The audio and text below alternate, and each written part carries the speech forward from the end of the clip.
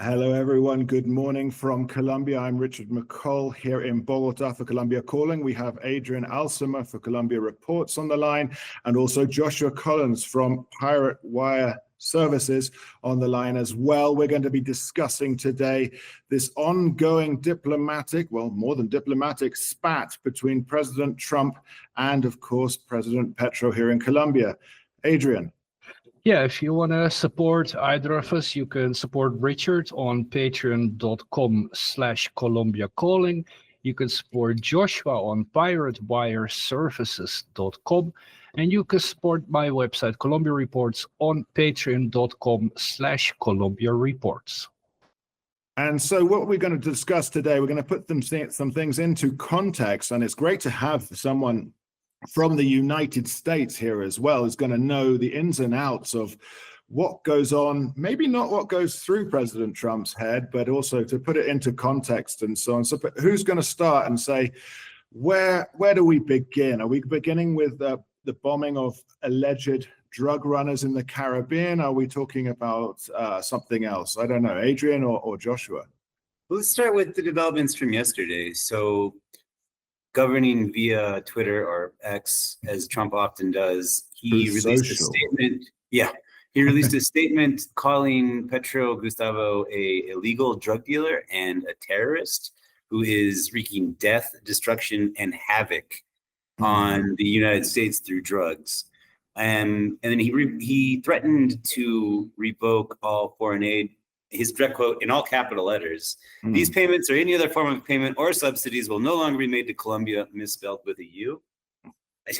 So that was like the immediate diplomatic flap, right? So a lot of people in Colombia are concerned about tariffs. Some important background is that Colombia was recently decertified by the Trump administration as a reliable partner in the US-led war on drugs. And since then, throughout the day, there's been a series of diplomatic escalations. We just learned that Colombia recalled its ambassadors this morning, and there's been a lot of speculation, both within Colombia and internationally. I think the biggest concerns in Colombia are probably the tariffs, but a lot of people are also, this is rhetoric that sounds like what Trump has been saying about Maduro in recent months. Like, these are the justifications for bombing those boats. That has been a huge story for the last month and a half now. So, we can get into all the details, but that's the immediate context for what happened. Yeah, and what I think is important to point out from like Petro's point of view is that he really doesn't care about U.S. aid anymore. The vast majority of financial aid from the United States was stopped with the cutting of U.S. aid already. So now I believe that since 2023, aid has been reduced from more than $700 million to $200,000 in 2025. So it's really that small. Yeah.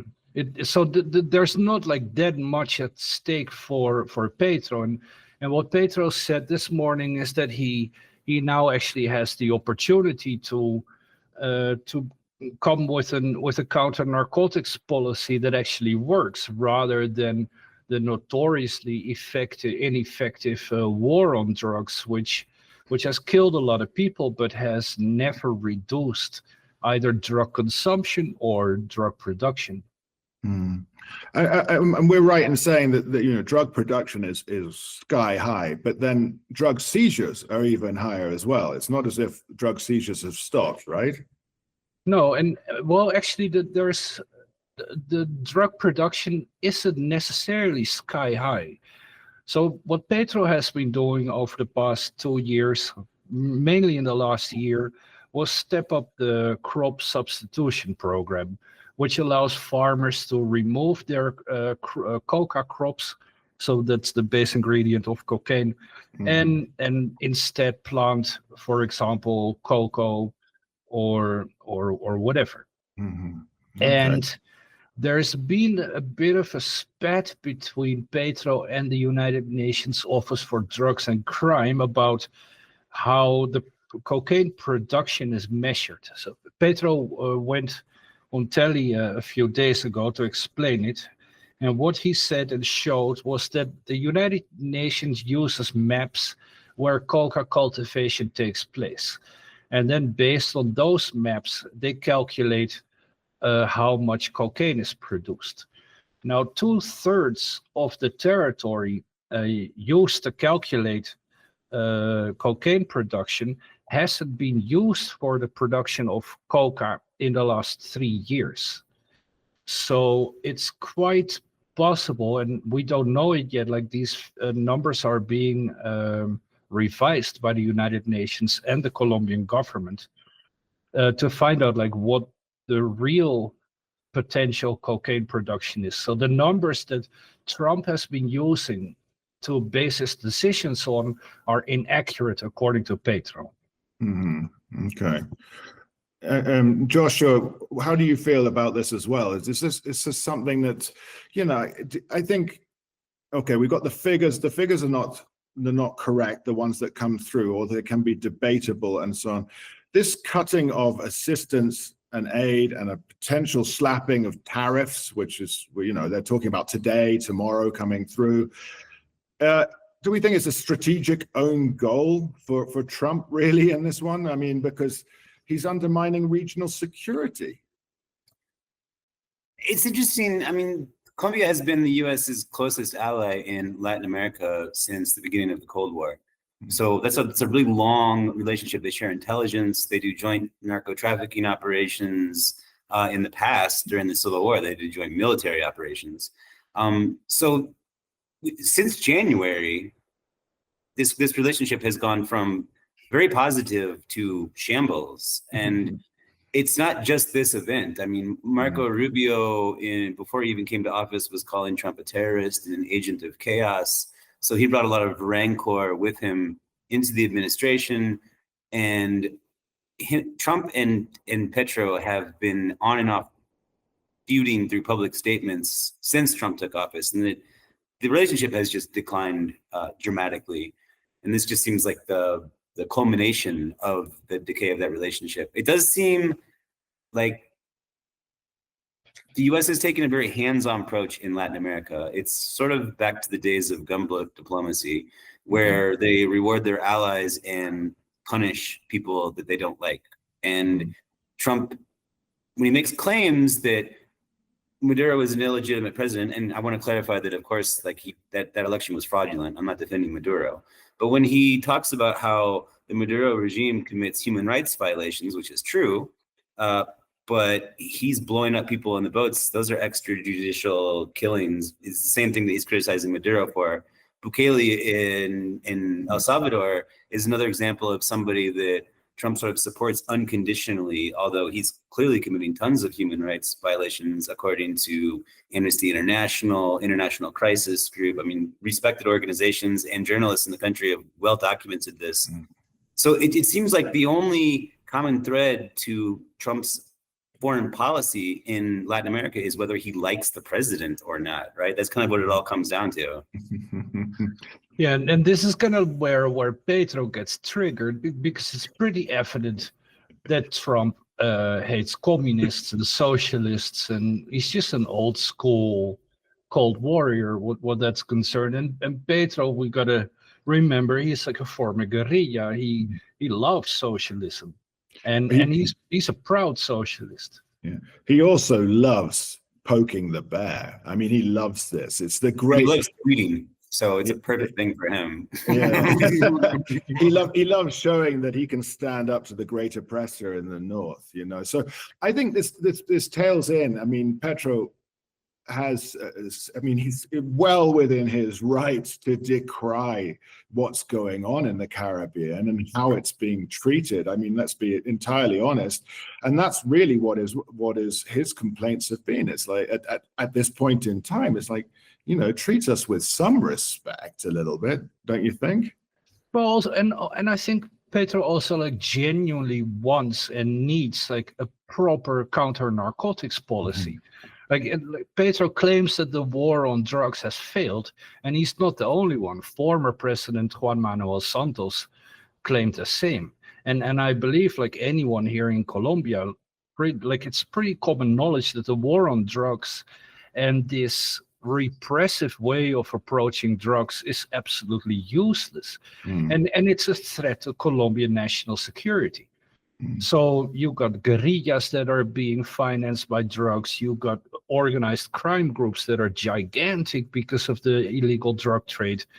And the United States, the world's largest cocaine consumer, because there's like 5 million consumers there approximately, won't cooperate with strategies that are widely considered more effective than, for example, destroying coca fields, which is what Trump has been pushing, and which is just a proven failure. There was one year, a few years ago, when President Ivan Duque was in office, that they said that they eradicated like 130,000 hectares of coca, and at the end of the year, like the coca cultivation only went down with 7,000 hectares. And so it was still a record year of cocaine production for Colombia too, which is interesting. Exactly. So in order to reduce like cocaine production, you need to eradicate so much coca. Like this would consume the entire Colombian police apparatus. And everybody understands that this is utterly stupid except Trump. Yeah, I don't think that's a controversial claim. Another thing that maybe is interesting for people that aren't in Colombia is that coca leaf is an indigenous plant. It's used for ancestral medicines. It's like a really big part of indigenous cultures. If you go to Putumayo, like in the southwest of the country. And so, I mean, some armed groups do force these people, or they do it willingly for payment to sell that as coca paste to be processed into cocaine. But it's also a tradition that's thousands of years old that is just part of their culture. So, I mean, there's some carve-outs in Colombia about who's allowed and who's not to, but it's still, the coca leaf itself is still highly regulated by UNODC. And so there's just so many problems with focusing only on the coca production. It's just one of 1,000 different factors happening in Colombia. Well, I would argue that there's no point in fighting cocaine production if there is not a concerted effort to reduce like drug consumption. If you look at the drug consumption in the United States, this is through the roof. Obviously, like because of fentanyl and not cocaine, but it's kind of weird to be blaming Colombia for what is like a public policy failure in the United States. Like without healthcare in the United States, you can't reduce drug consumption. Even if you want to make a purely market-based, like capitalist arguments, like these guys are supposed to be fans of free markets, right? Like they're trying to only address the supply side. That's not how you, as long as there's demand, when you address the supply side, this is just economics 101. All that does is drive the price up, right? Like that's really all that it does. So it just makes no sense from a social angle, as you just explained. It makes no sense from an economic angle, and it makes no sense as a drug policy, like law enforcement angle. It's clearly ineffective. Like since the war on drugs has started, I don't have the exact numbers of how many people have died, but thousands directly, and probably thousands more indirectly due to conflict caused in Colombia. Well, and Petro claims 1 million. Yeah, Petro likes to exaggerate, but maybe let's say it's 1 million. But all of that blood, and for what? Consumption hasn't gone down. In fact, demand has only gone up. I think, you know, the sacred leaf, of course, as you're saying, Joshua, it's millennial ancient medicine and so on. It's central to religions and society in places like Putumayo, and of course into Bolivia. We're going to see all sorts of things going on there now with the election of Rodrigo Paz. And of course, the US hasn't had any real diplomatic relations with Bolivia since 2008. So fascinating going on in that. But I also think, you know, the destruction of coca fields is so damaging, not only to Colombia's countryside, but to the small farmers who, you know, remain in these areas with absolutely zero state presence. These are the ones who are being punished for, essentially what is the war on drugs. And you're getting displacement of traditional Afro-Colombian communities, indigenous communities, smallholders and beyond. It goes so much further into the fabric of Colombian society. And then we have to face Truth Social tweets saying, unpopular president, the worst in the world, drug dealer, when he's just not. That's, I think. No. But what I want to jump onto, though, can we bat around a few of the statements that have come out from the social media communications from Secretary of War Hegseth and, of course, President Trump and so on. I mean, they talk about, I don't have the figure to hand, you guys do. Trump is constantly making the claim, is it 25 or 250,000 or 25,000 Americans a year are dying from drugs pushed into the country by Colombia? What is the figure? He said it another few days ago. It changes. I saw, he just responds off the cuff a lot of times, but I saw a claim that it was something like 200 million. And I was like, your population's 300 million, man. So I don't put a lot of faith in his numbers, but his argument is that he talks about fentanyl the most, but his argument is that fentanyl and cocaine are weapons of mass destruction, is the phrase he used a few weeks ago, on the U.S. population, which of course brings up some crazy historical parallels. And the problem here, the conflict that arises, is that Petro wants like a certain counter-narcotics policy based on crop substitution. The Trump administration clearly wants to treat the drug trade as terrorism. So, speaking of Hegseth, he yesterday said that the ELN was something similar to Al Qaeda, and must be treated as such, suggesting that the United States government is willing to carry out drone strikes inside Colombia to attack so-called narco terrorists. I need to stress that one of the victims of the extrajudicial executions in the Caribbean was a fisherman. The American military doesn't seem to be particularly precise in who they target. The racism in the decision making in the North is shocking.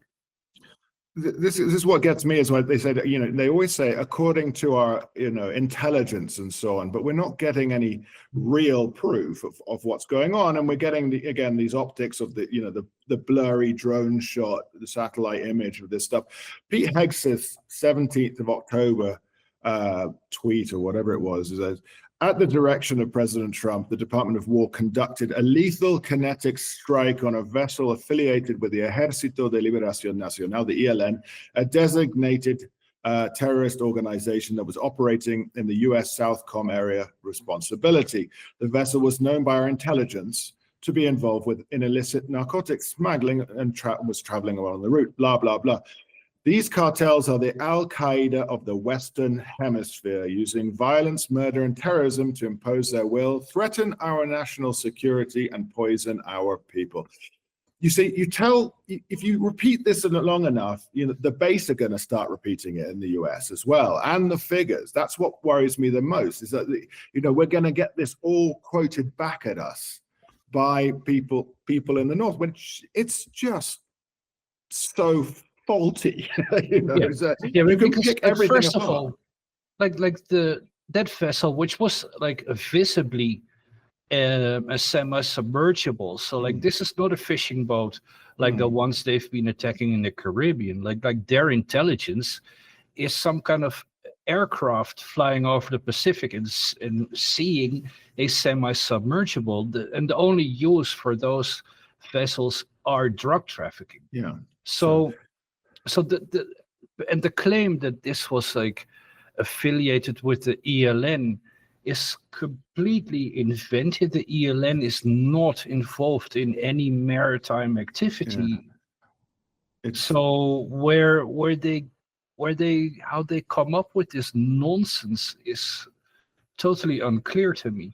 Sometimes I think, the same administration that claimed that the Tren de Aragua is has cells in every country, every city in the United States, which is just a ridiculous claim for anybody who's been half paying attention to the way that I mean, Richard, you and I were in Cucuta. What was that now? 7 years ago. Yeah, a few years ago now. Yeah, and like the Tren de Aragua was just arriving to Venezuela, and yes, they're a criminal group, and yes, they are international in the sense that they work along a lot of borders in Latin America, or they do some extortion in some cities.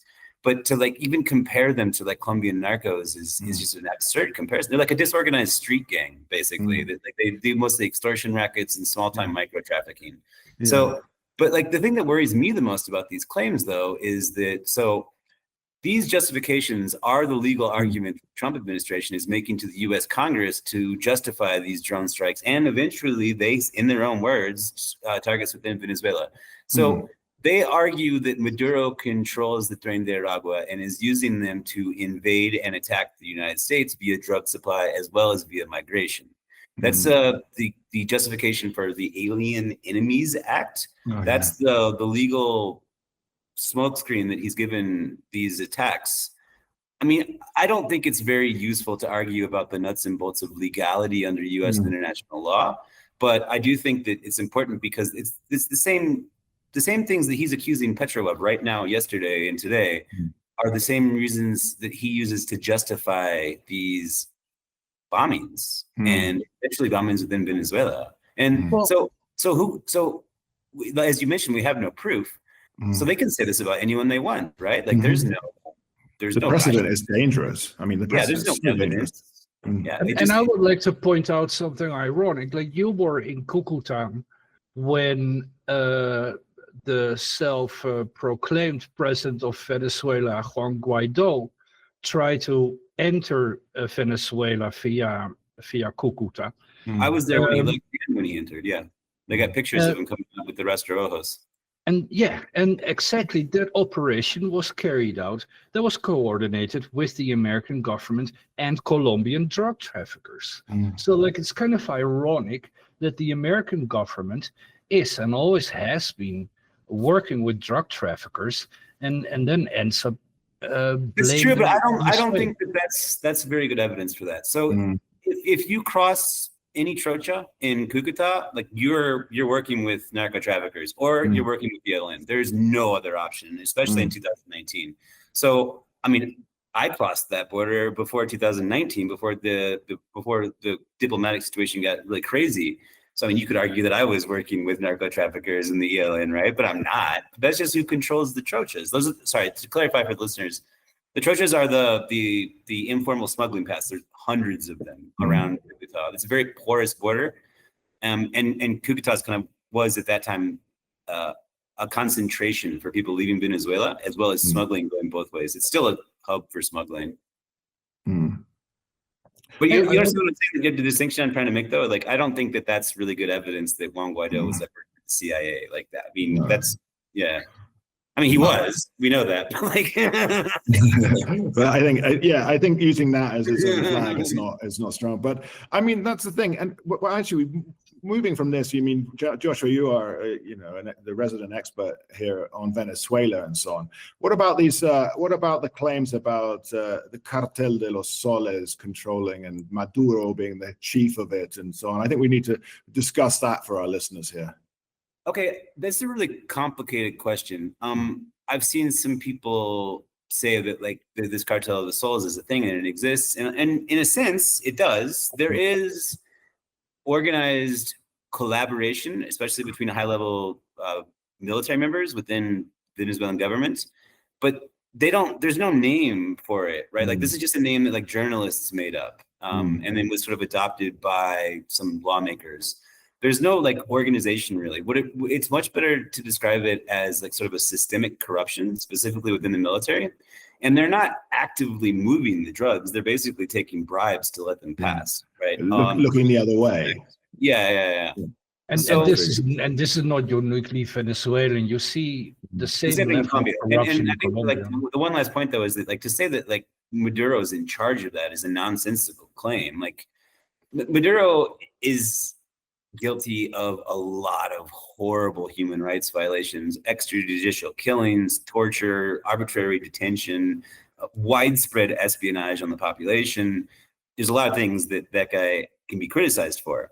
But to try to portray him as being like a cartel, like the mob boss of the way that it works, that's not really true. Like most of the actors are actually probably Colombian, right? And ELN is a part of that, yes, but so are all the organized narcos, and those guys have way more logistical capabilities than ELN does. Those are the guys running the narco subs. Those are the guys sending airplanes. Those are the guys packing shipping containers.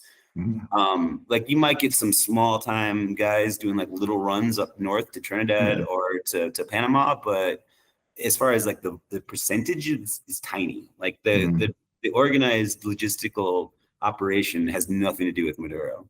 This is a good moment to talk about some percentages quickly.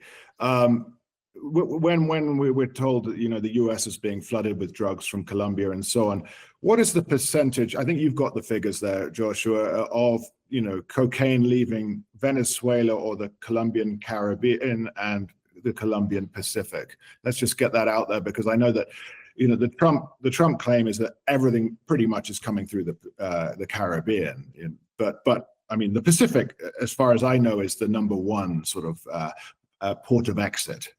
There it is. All right, that's a map from the UNODC, the United Nations Office on Drugs and Crime. So those are the principal sea routes. As you can see, Venezuela has very few. This is just it goes to North America. This is not including European markets. So you can see that the main routes are on the Pacific side, on the western side, and the vast majority are coming from Ecuador and Colombia, and Peru is third. As those are all coca. Well, Ecuador is not a coca producing company in a meaningful sense, but it is a huge transit country.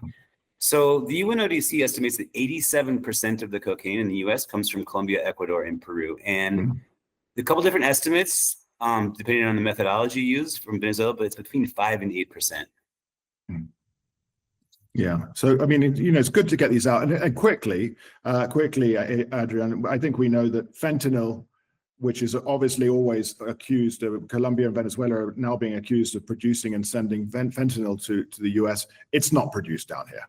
No, and it's not trafficked here either. So that entire claim is, it's just not based on any evidence. Like there's no evidence that there is fentanyl in Colombia or that it goes through Colombian ports. So this is, they are just creating a fictitious national security threat, in my opinion, just to because they want to sort of like impose themselves as like the hegemonic power in the region, like the old empire that they were, and that's not really happening. It might be a good moment to switch to the soft power. Well, yeah, the soft power used by the United States at the moment. So the President Trump threatened to impose sanctions on Colombia, like impose tariffs, I mean, which he did in Brazil earlier as well, which totally backfired because the whole Brazilian population turned anti-American and rallied behind Lula. And this is something, if you look at social media in Colombia, this type of threat like doesn't really concern people, because a lot of people have nothing to do with exports to the United States. And this is partly because like there has been a diversification of trade, although this is very much like still like a baby trade. But the export to the United States is mainly oil and other fossil fuels, and they employ very few people. If you look at the flower sector, that's only like a noticeable export commodity in the week before Valentine's Day in February. So like and it's kind of interesting how you see that like the elite is really concerned about this, because it's mainly like a very small margin of society, like a real elite clique of compradors that are making money with exports and imports and whatnot. But the general population just doesn't just doesn't care about it. It is more, I believe it's quite likely that this clash between Trump and Petro could really benefit the left in Colombia in the coming year. Like, we got elections coming up in March and in May, if I'm correct, next year. And I believe that Trump is not doing himself a favor. I want to jump in. That I think it's the possibility of what they're calling it in the press, the anti-Trump bump. And I think there is thing. I think it could consolidate popular opinion against it, and not just within Colombia. I mean, I think regionally. It's a thing, and it'll be interesting to see how this pans out very soon. For example, Latin America is pretty. The word is solidarity, isn't it? Latin America gets together in solidarity and stuff. The people, not maybe the politicians and so on. It'd be interesting to see how this pans out with regards to Argentina, of course, with Milei being the Trump's best buddy, and the congressional midterm elections coming up there, and the 20 billion. Yes, they will give. No, they won't give aid from Trump. If you don't win, Trump seems to think it's a presidential election. But it would be very interesting because you have a lot of the population on the ground looking around as well when they, saying, but look what Trump's doing. And when you're thinking about the sort of the elites and the upper echelons of Colombian society and their fear, I mean, I do read opinion articles written by many of them, the leaders of the Andy and the Colombian, Colombo-American, whatever they call it, Chamber of Commerce. And I read one by the former Vice President Marta Lucia Ramirez today, of course, Vice President to Ivan Duque, and it's this absolute fear of, Petro is doing this and he's ruining that and he's ruining that and ruining this and we can't do this, and he supports Maduro. And it's like, actually, well, no. And also you sort of say, Petro doesn't support Maduro. He would like it, through the appropriate channels, a change. We need a good neighbor. And also when you also say the thing, there's this surety within the opposition, especially the top-ranking ones, that Trump is going to support them if they get in power. There's no assurance of this at all. Trump changes on a dime. If you even look at him the wrong way, he's a nasty person. He'll then slap tariffs on again. It was not, Duque thought that he could sort of cozy up to Trump in the first term. Nothing really came of that at all. It was that's what I sort of think you need to get out there. It's like, just let's say if the opposition get in 2026, it's not a sure thing that Trump's going to be your best buddy. He may say it on the outset, but it's not a sure thing. Josh? I think I've been really surprised by how much influence the U.S. Secretary of State Marco Rubio has had on foreign policy, because in the the first administration of Trump, aside from Venezuela, which of course he loves fighting Venezuela, but aside from that, Latin America was largely ignored by the Trump administration. There were half of the countries never even got ambassadors appointed to them, right? Like, it was just across the board, like, disengagement. But this administration has been a lot different. And I think my theory about how this works is that those guys in the Colombian elite that you talk about, they know that Marco Rubio will support them. And I don't think Trump really cares about most countries. Like, if he probably doesn't even know who the presidents of half of the countries in Latin America are. And he cares about, like, the big ones, right? He cares about Mexico. He cares about Venezuela. And I guess he likes Argentina and El Salvador because the presidents worship him, right? So that's like one of his qualifications for making friends with him, I guess. But I don't think he cares. So Rubio has a lot of power that I really didn't expect, because he's the one setting the terms and the policy and the tone in all those countries that Trump doesn't care about. And I think that Colombia is kind of like in the middle there somewhere. Like, obviously, Trump likes to fight with Petro, but I don't think it's like a priority when he's thinking about his foreign policy. Whereas for Marco Rubio, it clearly is. I mean, this is it's impossible not to read this as an attempt to influence upcoming elections, right? The decertification, where they called Petro unstable and how the left had ruined Colombia, and now these new statements that he's a drug dealer, and that then, I mean, they're all but saying like, we want to get our guy in there, right? Like, there's not, you don't have to read much between the lines. This is a very, like I was saying earlier, it's like a very aggressive, like throwback to like 20th century diplomacy in Latin America. So those guys that you're reading those op-eds from, I think that they can count on his support, but not because Trump is trustworthy, but because Marco Rubio's contacts in Miami are the same contacts they have in Miami. They all know each other. They've all met. They probably occasionally have meetings to like get on the same messaging and the same bullet points and stuff like that. And I think that they're confident in that relationship. And to what extent is the concerns that these crowds in Miami have, to what extent are they shared by the general American population? They're not. So this is really interesting because a lot of that lobby pushed for Trump's election, thinking that he was going to put pressure on Maduro, and they're right about that. But Venezuelans are a tiny, tiny part of even the U.S. migrant population. So it's Mexico by far, and then Guatemala, and then Panama, I believe, and then Colombia. But Venezuela is like number 20 or something, right? So like they don't have a base of support really in the United States. What they do have though is deep contacts with like the elites in Latin America, and that is influential for people like Rubio, who is a Florida. He came from Florida. That's the political background he came up in. Those are his contacts. And right now, through him, I do feel like that lobby is wielding some outsized influence, for good or for bad. I don't know. But yeah, that's the answer. But generally, population, no, not at all.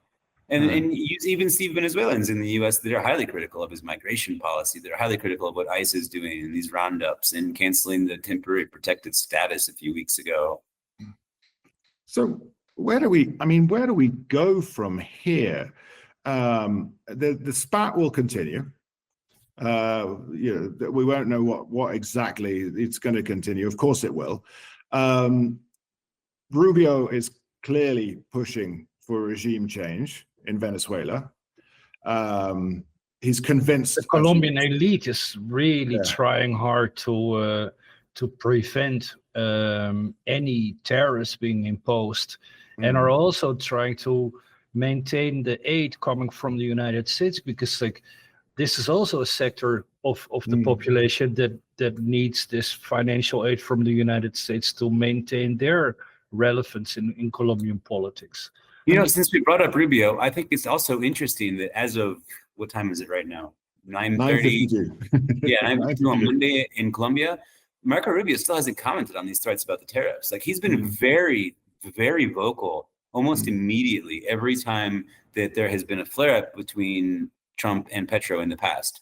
This is the only time where he still hasn't made even a statement about this. I think that there's some work going on behind the scenes. I think that like the elites are all talking behind the scenes, trying to figure out a way to get Trump to walk this back, because it's clearly a huge issue for them, way more than the general population in Colombia. And I think, this is just my theory, but I think that Rubio was taken by surprise by this, and that's why you haven't seen a statement from him yet. Interesting. So if we'd asked you, again, moving on, if we'd asked you a month ago, would you have said there will be a tax on Venezuela? And if we asked you today, would you say there's a tax on Venezuela in the future?